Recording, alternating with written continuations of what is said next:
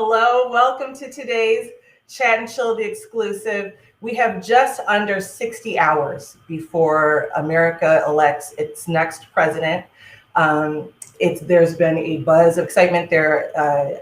We're counting more pre-election votes than we ever have in this country, and it's because people are engaged and excited to be a part of the process.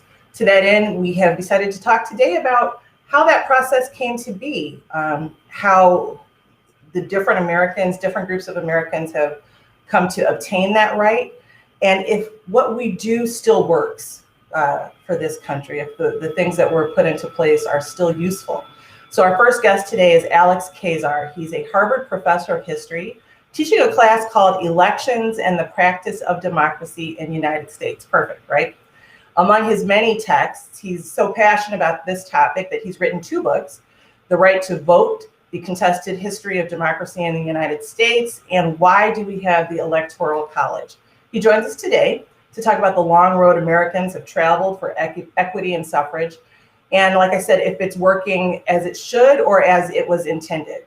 Both he and his work have been honored over and over again. It's my pleasure to welcome Alex to today's conversation. Alex, hello. Hello, Tyra, and thank you very much for inviting me to join this conversation. I'm very glad to be here.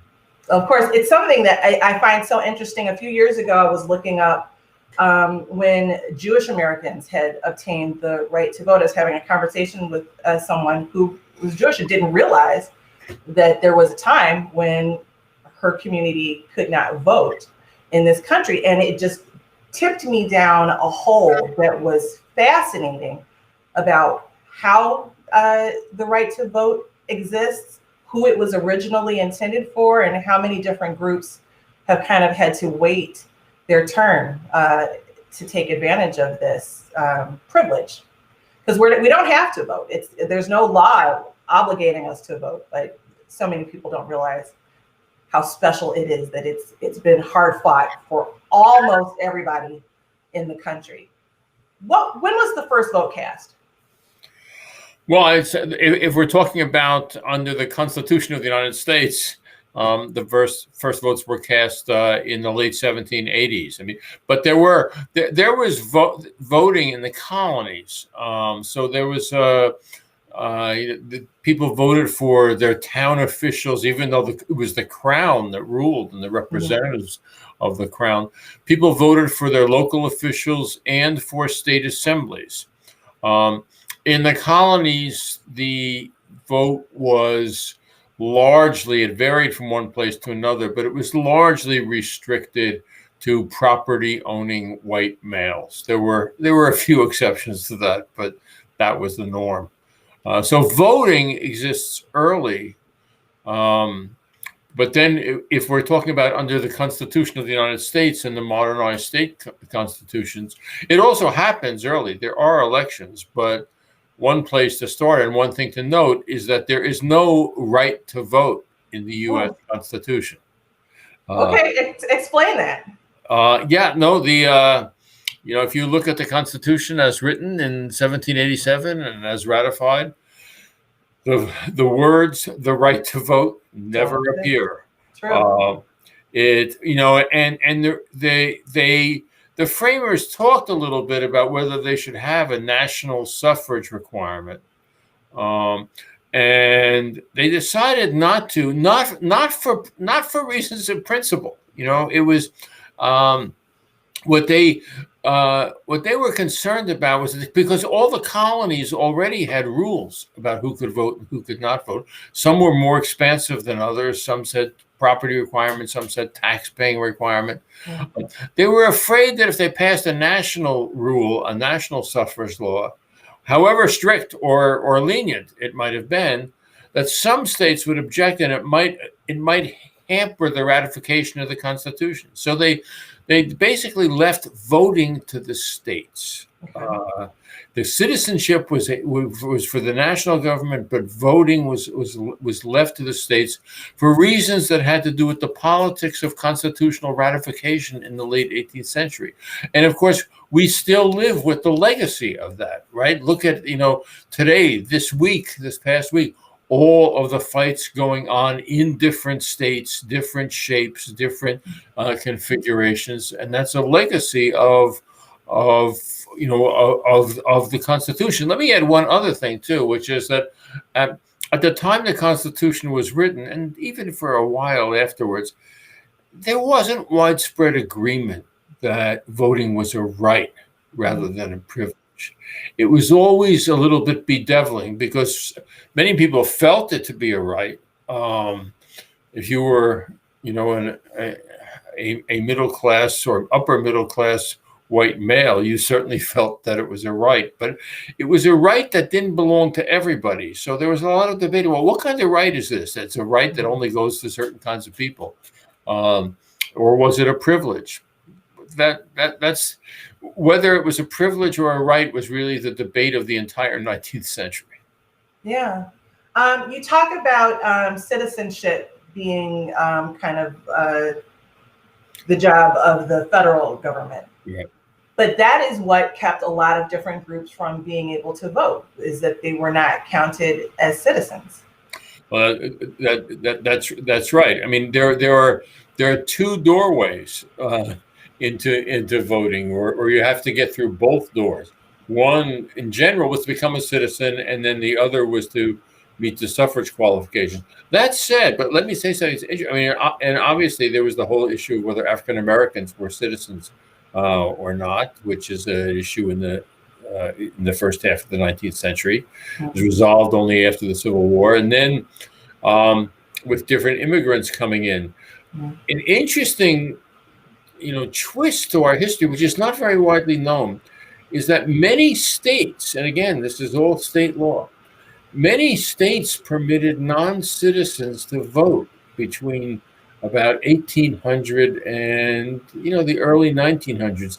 They had laws permitting what were called sort of declarant aliens to vote. That's to say, if you had lived in the country for 2 years, and you said, yes, I'm going to become a citizen, then you could vote. So the laws were, in many respects, more lenient in some states. But so that said, then explain how indigenous Americans were not counted. They weren't citizens until when? In large scale, not until the 1920s. Right, and they had been here for more than 2 years. Yeah. Right. Well, the rules. Right. No, that's exactly right. And in fact, suffrage barriers for Native Americans to vote aren't fully dropped until the 1950s. There was this fiction, for example, that Native Americans who lived on reservations were not really citizens of the U.S. There was another fiction that in places where there were tax-paying requirements, that they didn't pay taxes. That's because their land wasn't taxed because it was on a reservation. So there were a variety of barriers that were set up to keep all sorts of other folks out. That's our history. And moving ahead a little bit, I'm not sure whether you want me to move ahead at this point, but the history. The history of progress on this. I mean, we tell a story about the United States, and all countries have patriotic stories that they tell about themselves. And the story that we tell is that the suffrage was restricted at the beginning, and then gradually it expanded. That property requirements for voting were abolished in the first half of the 19th century, which is true. Then African Americans were enfranchised by the 15th Amendment after the Civil War. Native Americans gradually, depending on the state. And then women are enfranchised in 1920. And then there's always been this weird twist to this chronological story of progress, because then it was, and African Americans were enfranchised again in the 1960s. Well, they have had to happen again. What happened in between? Right. We tend to leave out the fact that they were disenfranchised 15 years after they were enfranchised. But the basic point that I want to make is that, yes, there's an overarching story of progress here, but it is a story of 2 steps forward and 1 step back. It is not linear progress. And sometimes it's 2 steps forward and 2 steps back. And that was the pattern from the beginning, and it remains the pattern today. So what happened 15 years for African Americans, 15 years after that original point of access? Well, what happened was that in the South, in the southern states, I mean, it was now part of the Constitution that said you cannot deny someone the right to vote based on race, color, or previous condition of servitude. So effectively, that you couldn't, slavery was over. You couldn't do that, but then. In the southern states, they developed other mechanisms. They didn't say black people couldn't vote. They said you had to pass a literacy test. They said you had to pay poll taxes, or you had to show receipts that you had paid all of your poll taxes for the previous 10 years. In some states, there was something called an understanding clause, which is that you had to read a paragraph of the state constitution to an election examiner and demonstrate that you understood it. So there were a variety of devices used. What then supersedes them in many states was the white primary in the Democratic within the Democratic Party. Because that was a lot simpler after the turn of the century into the 20th century. There was no Republican Party anymore in the South. The only party that mattered was the Democratic Party. And then the Democratic Party began to say, well, we're a private organization, so the 15th Amendment doesn't exactly apply to us.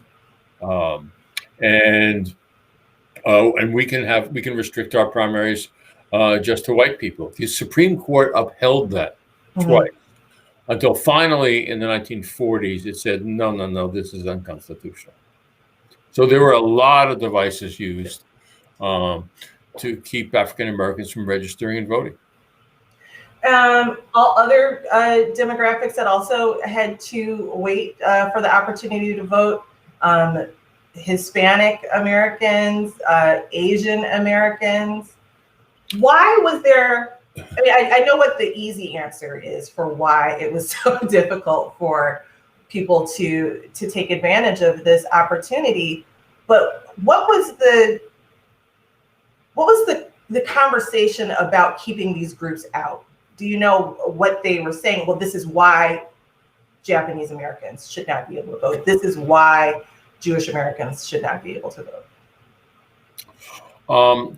The stories are somewhat different in each case.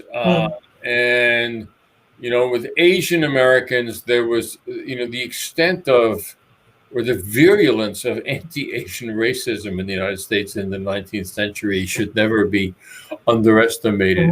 It was really severe. And there were laws, in effect, it was the first door. There were laws that effectively prevented many, if not most, Asian Americans from becoming citizens. Right. Until the mid-20th century, or until the 1940s. Actually, World War II is critical to that. And the view there was that they were not qualified somehow, not eligible to be citizens. The story with Hispanics is somewhat different in parts of the country where there were an early strong presence. There were, they basically tried to use language to keep them from voting by insisting that voting be in English and that everything be in English, and that only changes with the addition of language minorities to the protected groups under the Voting Rights Act in 1975. Okay. The story with Jews is actually a little bit different. Jews were disenfranchised as a group only very, very early and in some states. But what you do see later on are barriers to their participation. I make a distinction in a number of things that I write that it may, your listeners may find interesting or useful. A distinction between disenfranchisement and voter suppression. Disenfranchisement is when you can sort of say a whole group of people, boom, you folks can't vote. You're black, you can't vote. And disenfranchisement, voter suppression is is when you can't ban people legally as a group, but you can put obstacles in their path. You can make it difficult for them to exercise their right to vote. And returning to the question of Jews, there were, there were obstacles put in their path. One of my favorite, I mean, it's hard to talk about favorite stories about racial or ethnic exclusion. Right.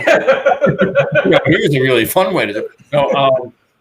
But in New York City in the early 20th century, there were a couple of years, and Jewish immigrants were present in very large numbers. They became citizens. They weren't going to go back to Europe. They voted, and they tended to be left-wing. They tended to support socialists. And at that time, there were laws at the same time that African Americans were disenfranchised wholesale in the South in the late 19th and early 20th century. There were a lot of laws in the North that targeted immigrant workers of all stripes and of all religions and of ethnicities to try to keep them from voting in large numbers. One of the devices, and one of the devices widely used, was that you had to register to vote every year. Okay, if you lived in a city, that can be a nuisance. I mean, how many of us would manage to get ourselves organized to register every year? And in one year, maybe for a couple of years, but certainly in one year in New York City, the only days when you could register to vote were the Jewish high holy days of Rosh Hashanah and Yom Kippur, when Jews are not allowed to use public transportation and not allowed to write, actually. So there's an imaginative history here. Yeah. I mean, it's a somber. We can joke about it now because some of those things now seem so flagrant, but it's not like they have disappeared from the practice of democracy in the United States today. Right. When this whole ship set sail, were we sure what we thought democracy meant? Absolutely not. Absolutely not. And when the ship set sail, nobody was quite sure. Actually, the word democracy at the very beginning, at the end of the 18th century, had kind of negative overtones or undertones. It was in many minds equated with mob rule or with the excesses of the French Revolution. But that changes pretty quickly, so that by the 1830s, I mean, it begins to shift. By the 1830s, the major political party is called the Democratic Party. So that the term becomes a positive one, and it certainly is. It comes pretty quickly to refer to the participation in elections of all white males or most white males. Obviously, this is happening at a time when we still have slavery, and when women are not enfranchised. Although there are some early instances in New Jersey for about a dozen years, actually women could vote, but then. Then actually, in one fell swoop, the legislature in New Jersey bans women and African Americans from voting. That's in about 1807. But how cruel to have been able to do it and then to be excluded from that. Yeah, it's the New Jersey story. There's a lot of intricate, or a certain number of intricate scholarly articles written about this, and it's hard to keep up whether the initial decision to enfranchise them was actually made consciously or whether it was inadvertent by saying that saying any inhabitant could vote. It didn't say any male inhabitant. Okay.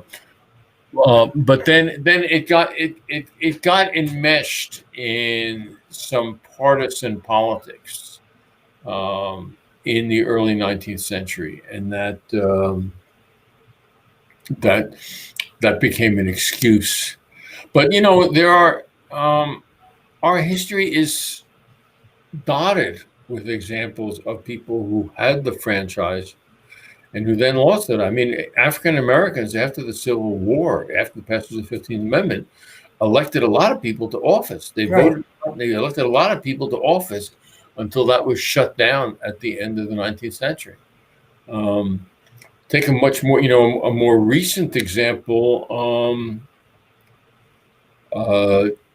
Felons in Massachusetts, people who committed felonies, could vote until about the year 2000. And when, for various political reasons, that was restricted. So there are a lot of examples of of groups that have the franchise but lose it. But that said, I think that it's also true that politically it's hard, it's difficult to remove a group from the right to vote, from the franchise, from the polity, after they have already been included. And that's why people often, or opponents of a broad franchise, often turn to voter suppression rather than disenfranchisement. They don't want to say, this group can't vote, they shouldn't have the right to vote, but they can say, let's make it more difficult. Let's have literacy tests. So now literacy tests were banned by the courts in the late 1960s. But look what we're seeing today. Let's have strict photo ID requirements, in government issued photo ID requirements in order to vote. Or the case in Texas, I don't know whether it's still the case, but it was the case that a student ID didn't count, but a gun owning permit did count. Really? Okay. So you can limit participation without seeming to be overtly antagonistic to a particular group by engaging in other measures. Okay, so let's talk about because there's all of these frayed connections between what the states allow and govern and what federally we're supposed to have access to. And then I think that is a good lead into the Electoral College.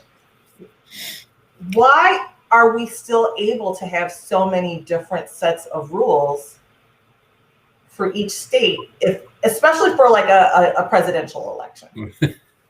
It's a very good question. Broadly, before turning specifically to presidential elections, we're able to have that because the Constitution is structured to permit and to sanction state laws. If you look even at the amendment, the federal government doesn't start getting involved in voting matters until there are some constitutional amendments. Okay, so you get the 15th Amendment dealing with African Americans, and the 19th Amendment dealing with women, and other subsequent amendments. But if you look at the texts of those amendments, the 15th Amendment doesn't say Black people can vote and have the right to vote. It says a state cannot deny them the right to vote based on race, color, or previous condition of servitude.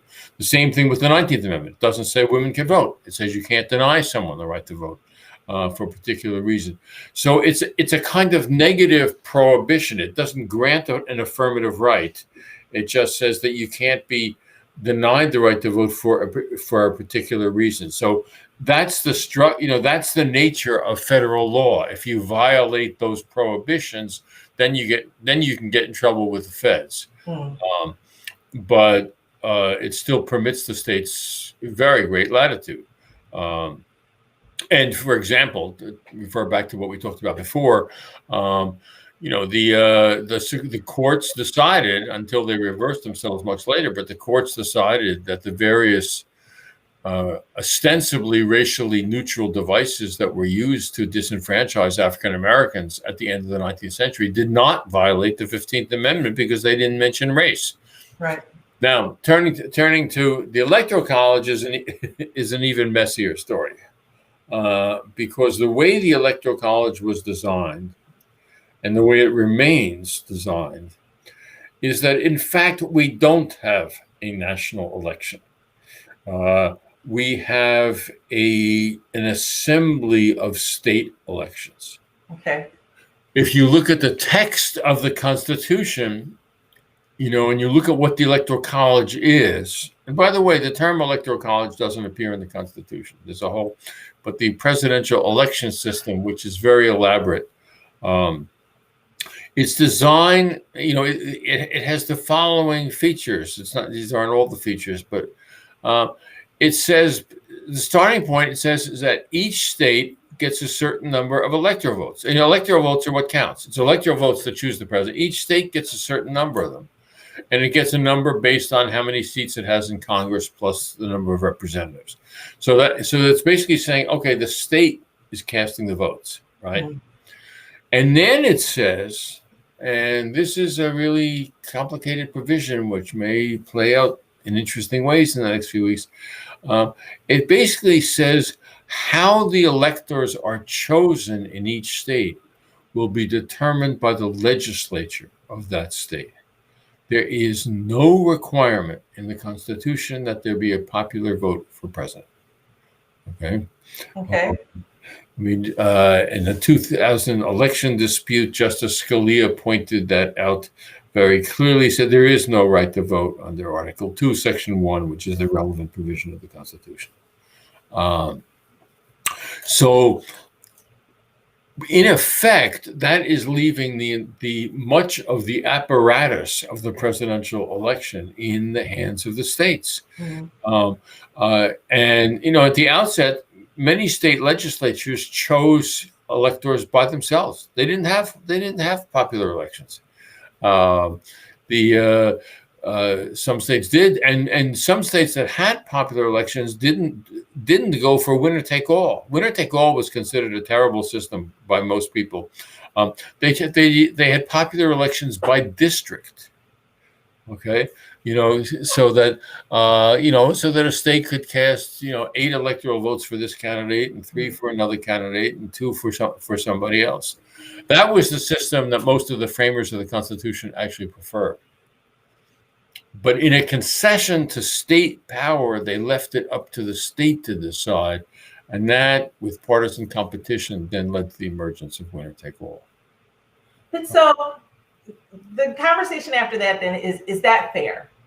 Because it makes individual voters, I get the math of it, but it makes individual voters feel like, well, does my vote really count? And not in like a existential way, but like literally, does my vote count? Well, I mean, it's a very reasonable question. The fact is that if you, it's even a little worse than what you're describing. But the fact is that if you live in a state that is not a swing or battleground state, your vote doesn't really count. I mean, I live here in Massachusetts. Everybody in the country knows that Massachusetts is going to vote for Joe Biden, and going to cast its electoral votes for Joe Biden. I mean, yes, in some important way, my vote does count, but it doesn't really count because of winner take all. What's even more peculiar about the Electoral College, in a certain way, and this has been a source of objection for a very long time. I mean, there have been sharp criticisms of our presidential election system since 1800. Okay, there have been more constitutional amendments introduced into Congress to get rid of the Electoral College and seriously change it than on any other subject. It's close to 1,000 starting in 1800. And one of the features that really bothers people, and rightly so, is that if I vote for the losing candidate in a state that uses winner take all, not only does my vote not count, but actually my vote gets bundled and cast for the person who wins the state whom I didn't vote for. Right. So it's a very peculiar system. So why do we vote? Is it just this American spirit of wanting to be engaged in the process, and why do we vote? What fuels that for us? I mean, I'm a historian and not a psychologist, so I'm not sure that that I have the right look. I think we vote partly out of some sense of civic obligation, but I think that we also vote because we know that there are moments when it does matter and when it does count, and we can change things and we can protect ourselves. Right? I mean, voting for. Voting for Lyndon Johnson in 1964 rather than Barry Goldwater, everybody knew that, among other things, that was going to that was to defend African American voting rights and the civil rights movement. Those were big choices. There are decisions that have been made. There have been elections that have revolved around wars, and obviously there are lots of other policies too. But we do know. We know that it can matter. It doesn't always matter, but it can matter, and it's a vehicle of self-expression. I mean, it's right. Part of what I'm saying is, this is who I am. I support this person, or I oppose that other person. Right. Yeah, because a lot of times you find people are not necessarily voting for this candidate; they're voting against another one. Yeah, that's certainly true, and. I don't think I'm going in on a limb to say that there's a lot of negative voting going on in this election. Yeah. What we keep hearing from pundits and certainly the candidates is this is the most important election of our time. This is possibly the most important election in the country's history. As a historian, what do you think was the most pivotal presidential election? What had the greatest force of change for the country, if there's one? Well, I think that the election of 1860, which brought Lincoln to the presidency, was a pretty pivotal election because it sealed the path towards civil war and towards a forcible intervention to end slavery in the country. That said, as a historian. I mean, I don't. It's hard to say the single one, but the 1860 election is surely way up there. I think this election is way up there too. I don't. Speaking as a historian, knowing something about our history, I don't think it's an exaggeration to say that this may be the most consequential election in our history. I think it's certainly the most consequential election since the Civil War. And why is that? Is that because of the way it's shaping Senate? Is it because of the mood of the country? What makes this one so particularly important? I think it's a combination of a couple of different things. One is that the mood of the country is both agitated, anxious. There's a lot of anger out there. I think that we're dealing with a disease which is killing lots of people and changing the way we live, and no one is quite, it's just very hard to figure out how to react to it. We are living at what seems to be something of a tipping point moment in the racial and ethnic composition of the country and the electorate. There's been discussion for a while that by X decades from now, we are going to be a majority non-white society. And in some quarters, there's a lot of anxiety about that. And on top of that, in this election, I think we have a choice between Joe Biden is a very mainstream candidate, despite the claims that, he's a radical left. He's a very mainstream traditional candidate. You could have found Joe Biden himself or politicians like Joe Biden competing for the presidency in primaries in both parties going back 50 or 60 years. Donald Trump is something else. And the vision that he represents is something very, very different. I mean, this is, again, speaking as a historian, and these are my own opinions, but he is lawless. He has no respect for the Constitution. He has no respect for the norms of American political life that have sustained us. I mean, no sense of limits and no and his stances on race, ethnicity, and gender certainly are not in keeping with those of large segments of the population. And he's not simply holding different views, but he's overtly hostile to certain kinds of people. So I think this is a big deal election. 4 more years of the Trump administration would have consequences. And I hate to use the word fears, but so the language that people are using, that 4 more years, and there's a guy who drives a motorcycle outside, lets the motorcycle warm up long enough to catch fire. So I apologize if you can hear that in the background. No, I can't. Okay, good.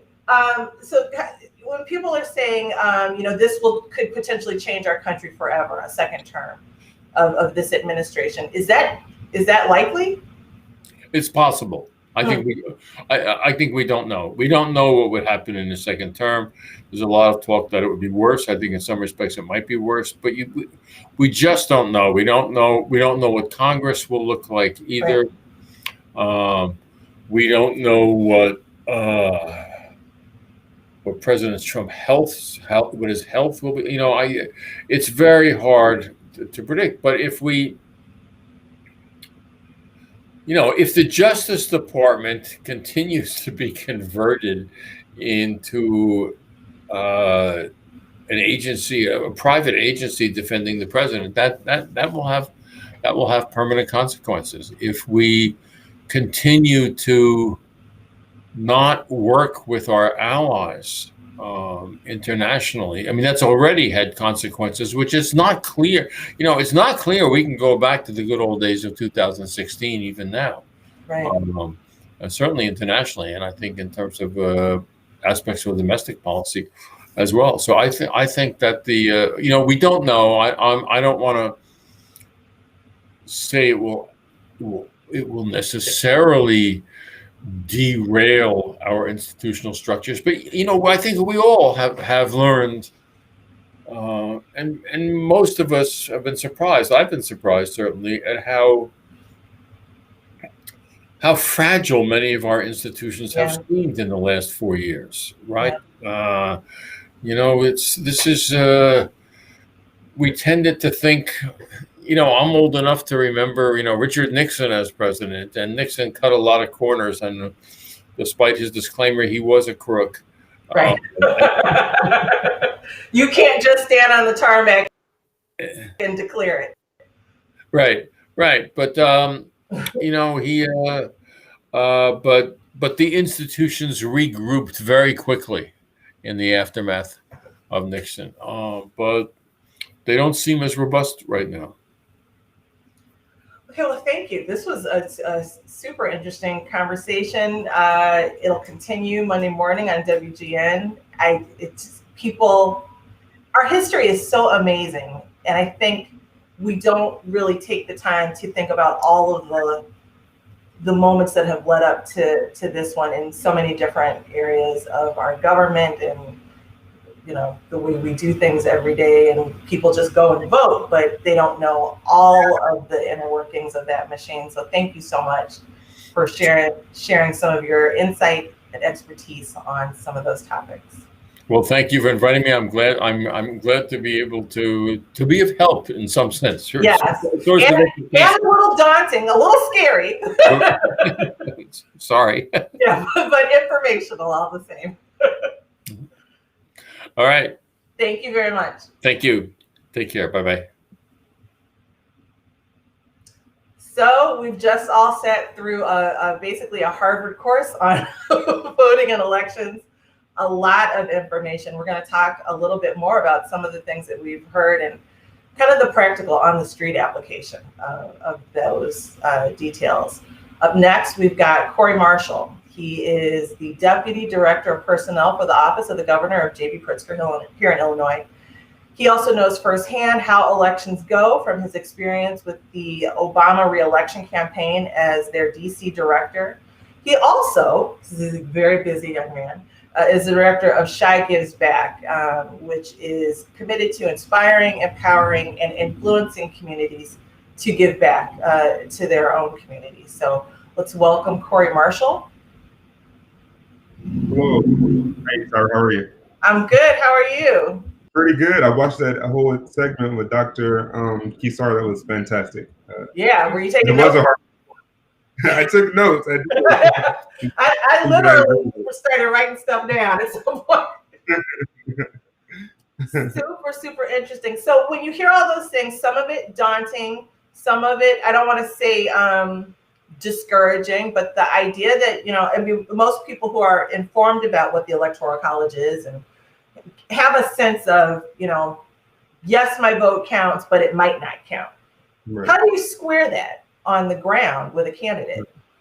You know, we've seen in prior elections, we've always been concerned as a country with the Electoral College, but nothing has been a more glaring example that we need to re-examine it and need to seriously consider its abolishment than the most recent election, when we saw that Secretary Hillary Clinton won the popular vote in this country by a landslide, and then her opponent got to walk into the White House. And then the notion that Americans' vote do not count, I mean, there's some legitimacy to that, because as the professor just recently indicated so eloquently, the electors get to decide who will advance from a particular state. Even when the multitude of people in that state did not choose a specific candidate. So it is time for us to have a serious conversation on how we move our country to a place where, you know, voters do get to decide who is our next president of the United States. So there's the factual and kind of functional idea of voting in politics. And then there is the philosophical and social side of it. I asked Mr. Kazar why he thinks people vote. Why do you think people vote? I think people vote because they are concerned about having a job opportunity. I think people vote because they are interested in leaving this country better than what we found it for future generations. I think we vote because right now politicians largely get to have a large voice in the amount of money women are getting to make. In this country, women still make 50 cents to the dollar every man. I believe that we were all created equal. Our forefathers etched that into our United States Constitution, but we still, for example, don't pay women what they are worth. They should get paid for an equal pay for equal work. We see that in America, we continue to get a needs improvement on our racial equity report card. Our politicians get to have a large impact on that. For example, it would be nice to have a president who believes that racial sensitivity training can teach us that we judge a person based on the content of the character, not by the color of their skin. I think we vote because it's personal to us, as one of the vice presidential candidates continues to say on her campaign. We vote because it's a right that for persons of color, people died for us to have.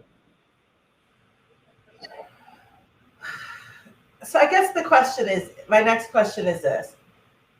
Are we voting as a country? Are we voting for the role model in chief, or are we voting in our different groups of interest? Because everything you listed should be nonpartisan. Should be. Those are all things that we all should want. They benefit all of us. No. But those things get politicized, and people have decided, and we see it from 2016 and in conversations that undecided voters and Republican or Trump Republican voters specifically are saying, yes, I acknowledge that these things are not, you know, maybe what I would have looked for previously in a president. Yeah. But we're not voting for, the pastor in chief. We're not voting for the feel-good guy in chief. We're voting for this either short set of specific interests, or we're just voting against everything else. How do we level the playing field so that, or is that even a possible thing? You know, that's such a great question. As I sat here listening to your conversation with the previous gentleman, I thought about this current election, and presidential elections are normally based on big ticket items, on economic development and prowess, on foreign policy and diplomacy, on federal education policy, big ticket items that every American should care about. Right now, this next election, a lot of Americans are thinking about small stuff that we teach children in elementary school: how to be kind, how to be decent, how to be respectful, how to play well with the other children on the playground, how to have respectable decorum on social media and not display digital mediocrity. That's the type of things that Americans are thinking about right now, and that is very scary. People continue to call this election the most consequential election of our lifetime and the most important election that we've seen in generations. And that's those aforementioned things that I just talked about. That's the reason why. It's like we've had the last couple of years, we've had a country that's been greatly divided, and now is the time for us to have a president who focuses on how much we are alike than how much we are dissimilar. We don't need a president anymore that continues to drive a wedge right down the middle of how we're different. And it's so tough for a lot of voters who are heading into that voting booth to focus on big ticket items when we have small things that we're just not even getting right anymore.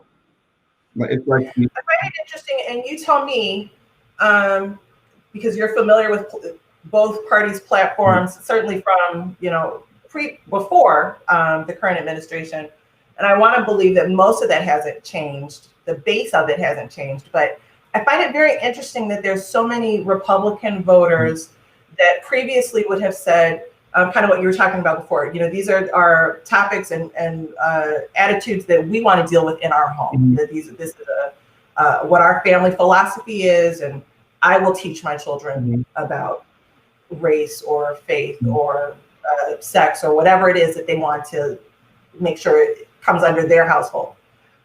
But then we have an administration that is bringing those topics into a national conversation, and even enacting kind of, I guess maybe encouraging legislation and certainly seeing it to fruition that legislates some of that, those attitudes at a federal level. How, I just don't understand how they square that, how it can be both, and how does the the major opposing party, because we're bipartisan and there's other groups that are involved in the election, but how does the Democratic Party counter that? Because it seems like a losing fight. We can't say, or the Democratic Party can't say, yes, we don't want to enforce these kinds of beliefs, but we know that that's what this swath of the country is they want. I think I would say that to answer that question, the Democratic Party is faced with this philosophy we've heard quite often, is that insanity is doing the same thing over and over again and expecting a different result. And we can look to the first U.S. presidential debate during this current political cycle and see that we have one candidate who is operating under the decorum that we've utilized as an institution, as a good governmental institution since the inception of our country, that was to be decent on stage, respectful. And we have someone else who's departed completely from that.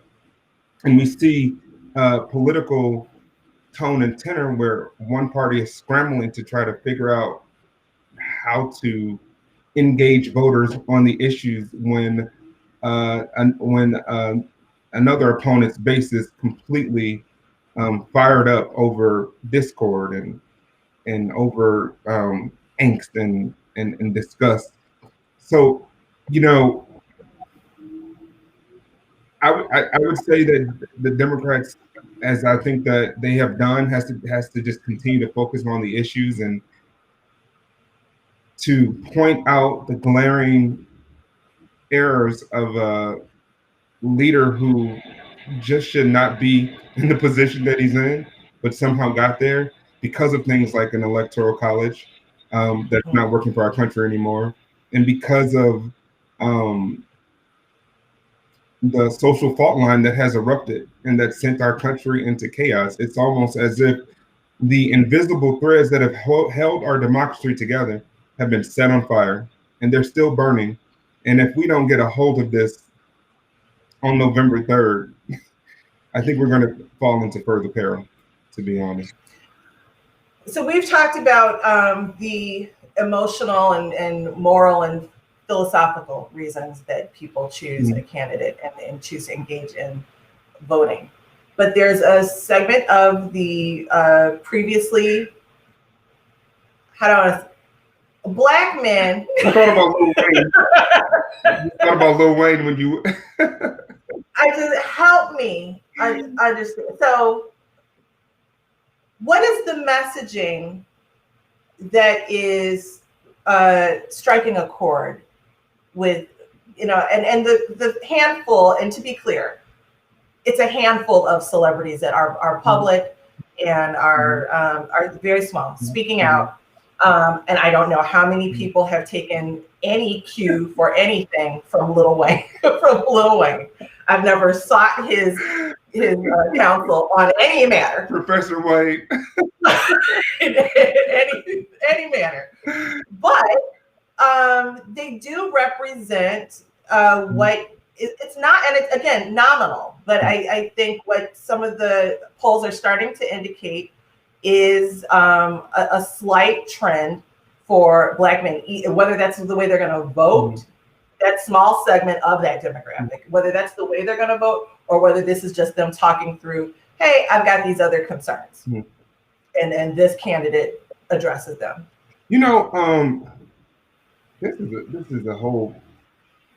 This is a conversation and for a much longer show. The current president does seem to be favoring a bit of the support, an increasing level of support amongst African American men. And some pundits argued that those men have a innate and preternatural discord for the kind of vice president that we would have, and because of her gender, and that they have a problem with thinking that a woman will be just a heartbeat away from the presidency. And that's the whole sociological, psychological a whole different segment. Right. But I think that that's also a conversation about what your first allegiance is. Yeah. Is it to country? Is it to race? Is it to gender? Exactly. And quite frankly, there, I was at the barbershop just recently, and someone was getting their hair cut in a chair over with their mask on, me too, and was talking about how they thought that a Vice President Kamala Harris, if she became president, would be emotional. It was almost as if they were spewing out an elementary ideology or thought. And just like that person that came into the barbershop, a lot of people think that way. And a lot of people will want to take their vote away from the Democratic Party because of a woman being at the bottom of the ticket. So then what's the messaging to correct that thought? Because it's untrue. If men knew what women get done with a whole bag full of crazy happening that never gets discussed, just like men are not, kept from any of the other stresses and traumas and distractions of life. So for whatever reason, we get pinned with it. But what's the conversation to correct that thought? Well, one time I will tell you that you can't legislate people to love. You can't use an ink pen and teach people how not to hate. You can't legislate affairs of folks' hearts and minds. You just cannot do it. But you can implement policies federally. We just saw recently that we currently have a leader who rolled back a federal policy that said that if you work at a federal agency that you would undergo and enroll in racial sensitivity training.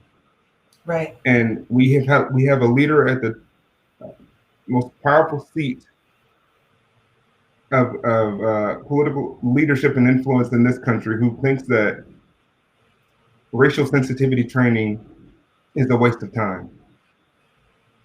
Now, we may not be able to change the hearts of men and women, but we can enact laws that say that we have to respect the law of the land and that racial intolerance is just not going to be tolerated in America.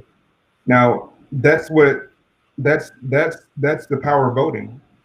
Mm-hmm. On November 3rd, we can vote in a president and inaugurate a president and vice president who, like a good thinking American, knows that we need protections for minority class citizens because our country still has a long way to go. We have a president who has done everything in their power to roll back the progress we've made for the LGBTQI community in this country. I don't know why we live in a country where transgender men and women can't serve in the military.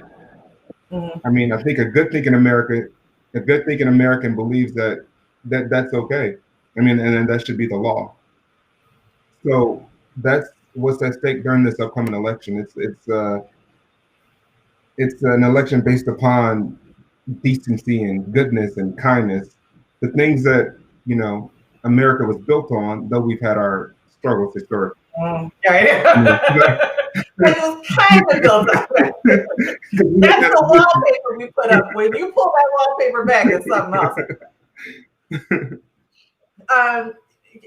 And as we wrap up to your point, and what we were talking about before with Alex, I think people forget that things depend on whose ox is being gored, right. I think is what the phrase is. Mm-hmm. And I did a story not long ago on redlining and the history mm-hmm. of herbs and all the ripple effects of that. And one of the historians that I spoke with made a really poignant point. She said, whiteness was a club, basically. Mm-hmm. And that everyone that is white now was not white 100 years ago. Mm-hmm. So you're talking about Eastern European immigrants, you know, Italians weren't considered mm-hmm. white per se. Mm-hmm. Had a difficult time. Jewish community members had a difficult time.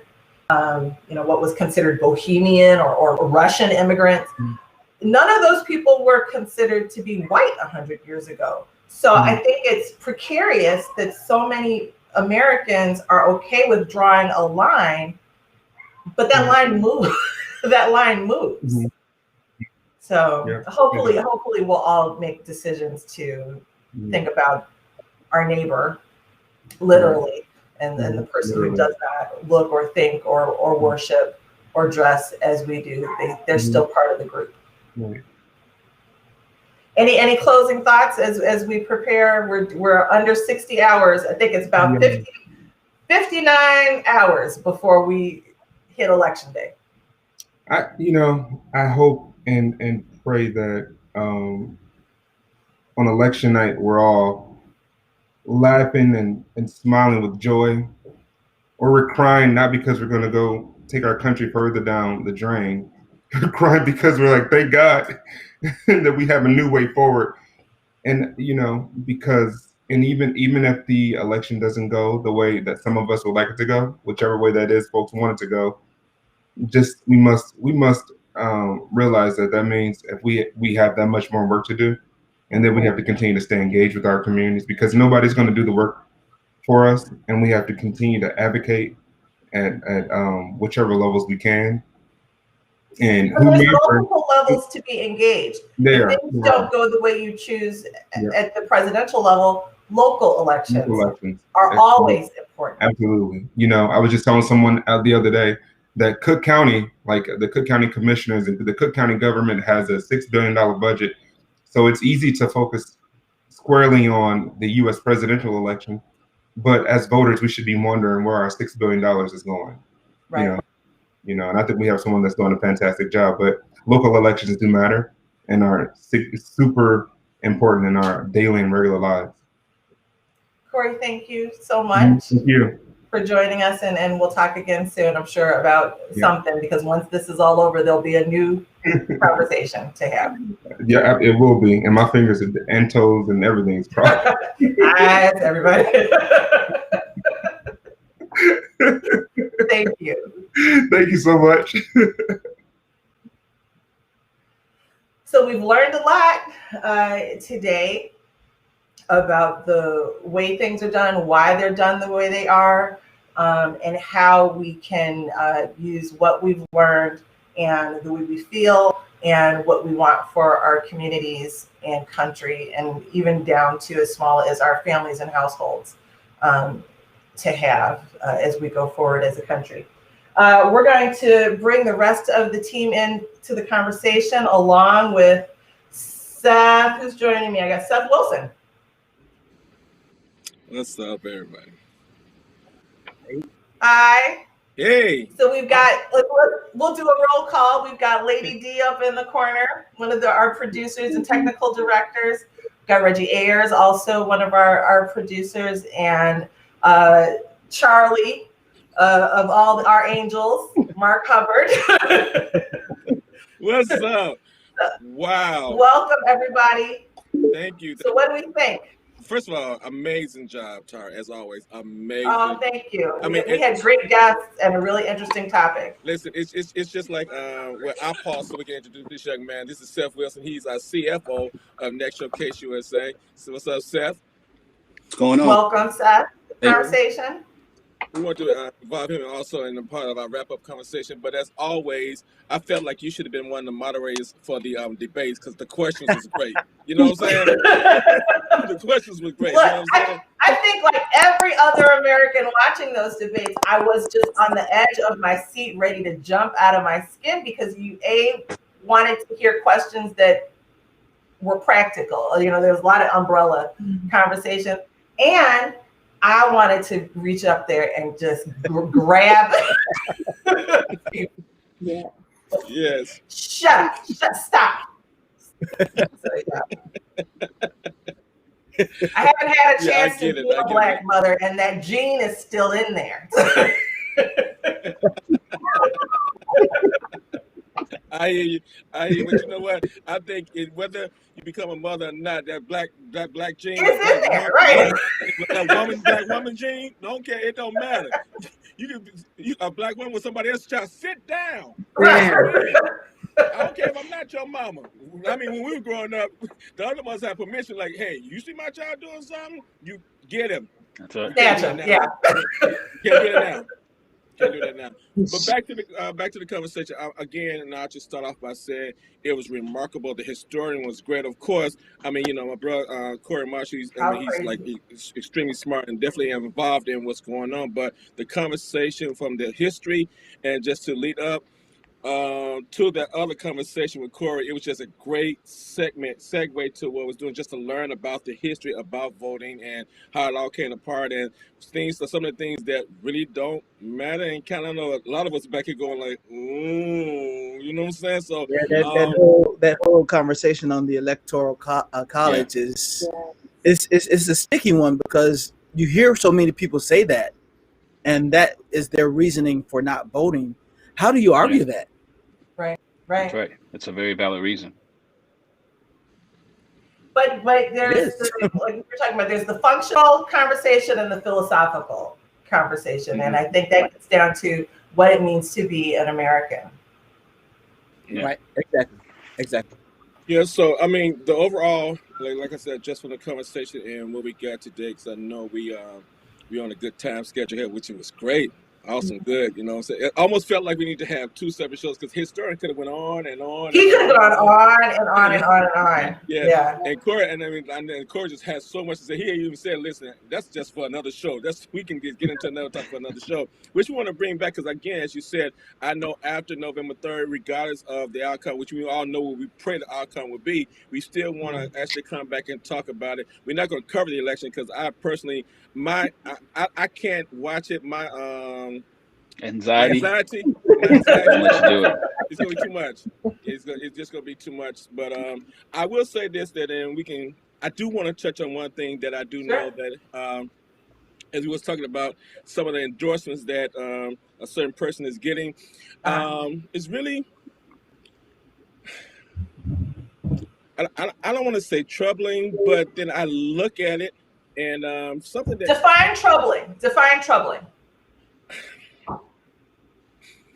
That, oh my God. Somebody else want to jump in before I define it? For the sake of money or the purpose of me being able to continue to hold all this money I get versus me being able to lift up my race or being able to, why would I side with someone that has already said that they don't like me? Well, and my troubling part too as well is this, because I'm seeing a lot of people who's coming out now that have never came out and spoke about or spoke off of our generation or our race or anything that does anything pertaining to us and an injustice to us. And so now it's like, I mean, in all of my 50 plus years of living, and I know I don't look like it, thank you, but I've, you know, it's just like I'm trying to figure out. Are you old enough to vote, Mark? Right. Yeah. I'm going like, where were you a couple of weeks ago, a couple of months ago? I'm just trying to figure out, where were you? You know, so it's troubling me because, as I said all the time, you know, listen, you have a right to your opinion and vote for whoever you want to vote for. But when you come out and say certain things, and I'm looking at Al Sharpton, and he said it real great this morning. I was watching a news conference that he was on. It was like, you know, we haven't even seen this. And then for him to target these certain people, you know, because either their influence on our generation or our influence on our people, it's like, you know, why? What's the purpose in, you know? And then, are these really endorsements or are these photo ops? You know what I'm saying? Right. So I'm trying to figure out, you know, a lot of things that's going to, so you can say, you know, such and such. And one thing that they talked about, you know, was that, you know, I mean, we always wanted to go back to 1994 with Vice President Obama, what he what he claimed for. He apologized for that, you know. But one thing they talked about is it wasn't just him. There was a lot of black leaders, preachers, and everything that endorsed that bill as well. That, you know, now they are quiet. So it wasn't just him, but he came back and he apologized for it and said, yes, I made a mistake, you know. And so they Miss Harris, I want to mess up her name because I'm not doing it intentionally. Kamala. Thank you. I'm not doing it intentionally like other people. You know what I'm saying? But that was just it just kind of, you know, that troubles me that we're doing that. And then I'm like, and I'll relinquish the mic to somebody else. Seth. Y'all okay? Seth, we can hear you. All right. I'm like, do we want to talk? Do we want to say something? My wife had a car accident. Oh, your wife had a car accident? You need to go. Oh. Go. We got you. You take him out. All right. So we'll continue to keep him in prayer. You can remove him. Yeah, we'll continue to keep him in prayer. I'm like, what's going on? So, but the last thing, and then we're gonna get back to what you guys think. The last thing, I don't know if you guys again, but I know Tara is, because this is what she do, is news. So, but the last thing I want to talk about is the last slap in the face that this man just did was to actually say that the frontline workers, the doctors, they are making money off of people dying from COVID. I mean, it's all over the news. I'm so hurt by that, because how insensitive can you be to our doctors and nurses and frontlines to say that they call COVID cases and they want people to die so they can get an extra $2,000? What do you mean, man? How could that even come out your mouth? These are the people who saved your life. They saved your life. And so therefore, you're going to say now that they're doing this and calling this and letting people die to make money? That's a slap in our frontliners' face. It's a slap into the 14 and 24 hours that they do, and so like that. So I don't care if you're a Democrat or Republican. If you're a frontline worker, how could you even independent? Yes, there are Republican doctors. There are Republican policemen. There are, you know. So the way he targets certain communities that professional communities or faith communities that include members of his party and then maintains their support is fascinating to me. Yeah, that I was like that with the first election. I'm still baffled today how he won, but because of all of the things that he said, that was, I mean, there was no doubt about what he was saying, but he won. Right. Yeah, baffling. Well, But that's not the that he- single issue voters. That's the people who, are in that top wealth earning percentage that say, look, there's a limit on terms in this country. He can't be here for longer than 8 years. During that period, I can accrue a greater amount of wealth and business influence opportunities, and then it'll be over, and I can go back to being focused on the moral expectations of a leader. I find that a conflict, but that's the way a lot of people think. Yeah. They feel the good outweighs the bad on this. But the sad part about that is that, even though that mindset is that way, because he doesn't have any common sense, or he's not even focused in on the current pandemic that's happening. A lot of these people who feel they're going to be around for the next 4 years may not be here for the next 4 months based upon listening to him.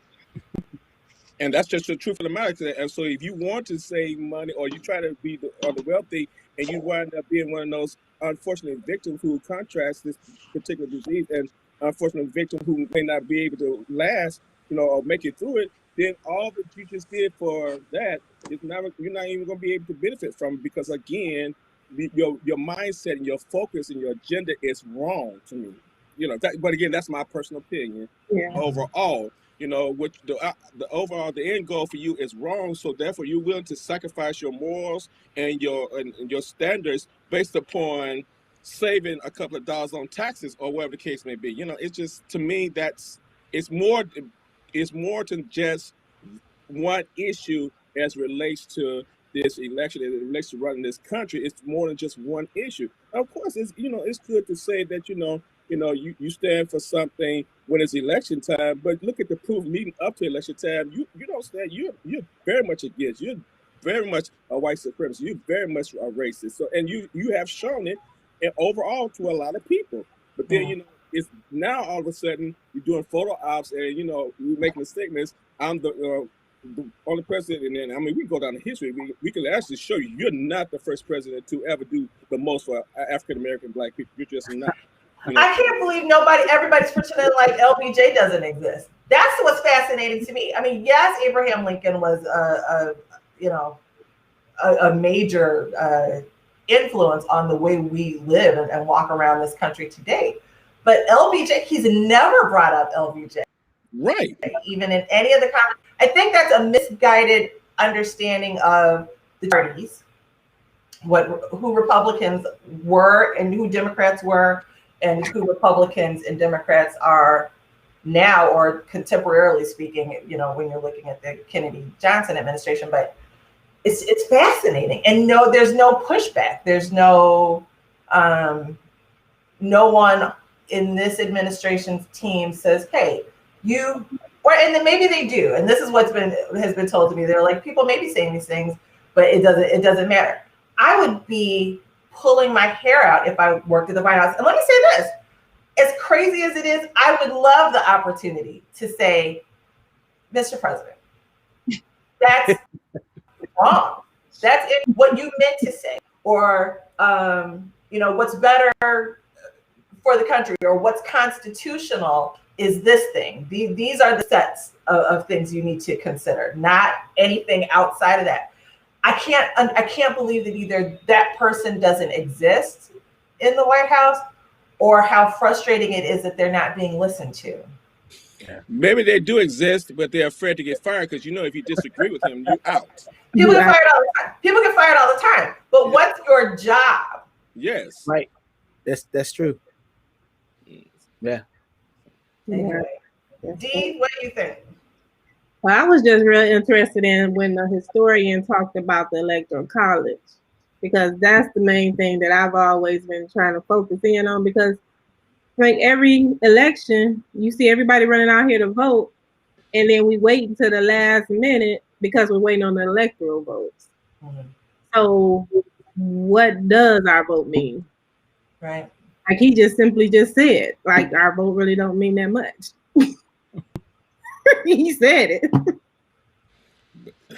But that's so scary to me, because with that being the, I guess the truth of the case may be, it scares me, the mindset of people, because at that point they say, okay, well, if my vote really don't mean nothing, why am I voting? And then they go to the point and say, well, I'm not going to vote. And so it puts us, that right there puts us in a very precarious position, because we really want people to go out and exercise their right and vote. You know what I'm saying? Because the electoral votes come from us voting, because it's based upon different cities and states, where the case may be, because they need to make sure enough people are voting there so they have those electoral votes. So like Wisconsin and Florida, those votes from people voting count, get to that electoral vote, from my understanding. So it sends this message almost like it's saying like, okay, so to some degree, you have this excuse or this way out not to vote, because kind of sort of your vote don't count, but it does. It does. The flip side of that is that not only does it count there, it counts, as we said, in your individual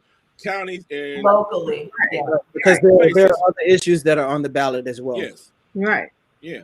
So you got to vote for your senator. You got to vote for your congressman. You got to vote for all of that, because again, those are people who make state decisions that reflect on you and it concerns your welfare as well. And those people reflect you on the national level as well. It's the same thing we talk about in the Recording Academy. We have a chapter, like individual chapters. Then we have trustees who represent us at a national level, our voice. So we have to vote for those trustees and those presidents so they can represent us. So our vote. It's not like, okay, the trustees are the only one that vote because they're national, people, and then the people who vote for the people that sit on the board are the regular members of the Recording Academy. So it is a process that leads to a greater good. So therefore, even at the end, if you don't feel like, your vote still counts, so you gotta go out and vote. You must vote. Your voice must be heard.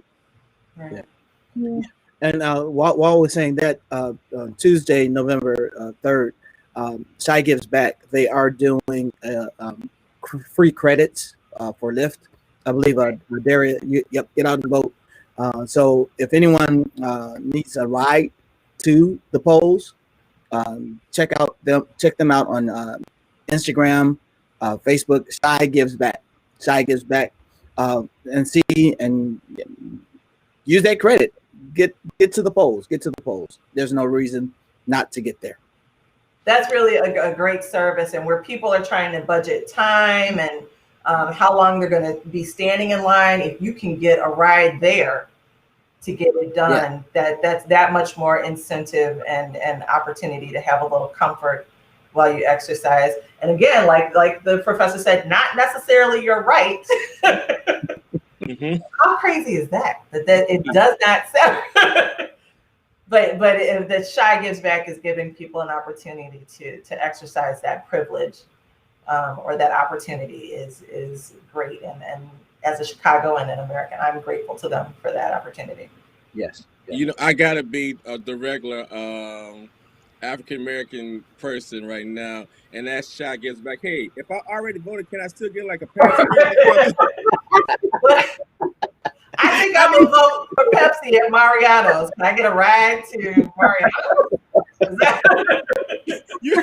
Somebody go hit him up. Hey, I already voted, and so my sister still giving us that credit. Can I get because I already voted? You try to find a way to manipulate the system. I already voted. No, what they'll do is still get the ride and don't go vote. They'll go somewhere else. Right, close, right next door to the polling place. Right.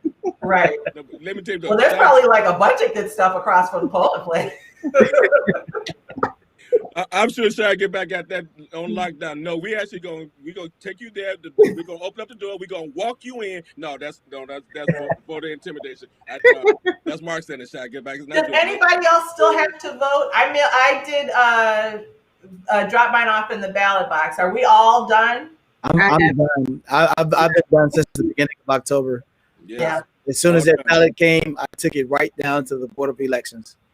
And this is no pun to the postal service at all. But if you have a mail-in ballot now, go drop it off or go walk in and vote. It's too late to mail it in. Do not mail that. It's too late. Do not take that chance. Do not take that chance. Walk it into a mail-in vote or vote box, drop it off there, or go in person. And I think the rules is if you requested a mail-in ballot, you can still bring it in with you and say, I requested a non-mail-in vote in person and hand that in, what case may be. But whatever you do, if you plan on mailing in voting, it's too late now. I mean, right. I feel it's too late. Let me just put it and with things still changing, actively with the Supreme Court and state Supreme Courts deciding, what they are going to allow, what they aren't going to allow, it's too close to risk it. And for folks that may be concerned about the line, if you've got a ballot that you intended to mail in, you can walk right up to the front and drop it in the ballot box. Yeah. Oh, wow. You don't have to wait in line. Wait in line. Yeah.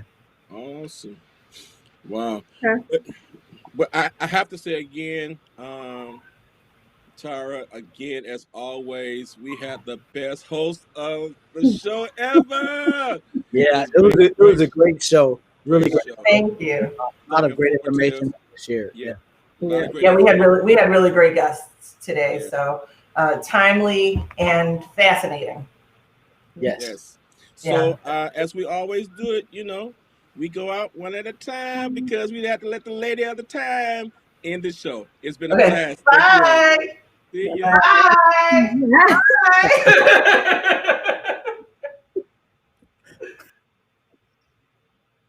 Thank you, everyone that stuck with us for these two important conversations. I encourage anyone to find Mr. Kezar's books if you're interested in learning more about the history of democracy and voting. Certainly, as we've all said, and you'll hear 100 times between now and Tuesday evening, if you have not voted, please do. Your vote does count. It counts. It should count to you. Thank you, and we'll see you again in November. We've got a special Thanksgiving cooking show coming up. You do not want to miss it. I'm doing Thanksgiving in their own way, in their own homes this year, and so we've got some fun tips and some information about the way that you can do that safely. See you again soon.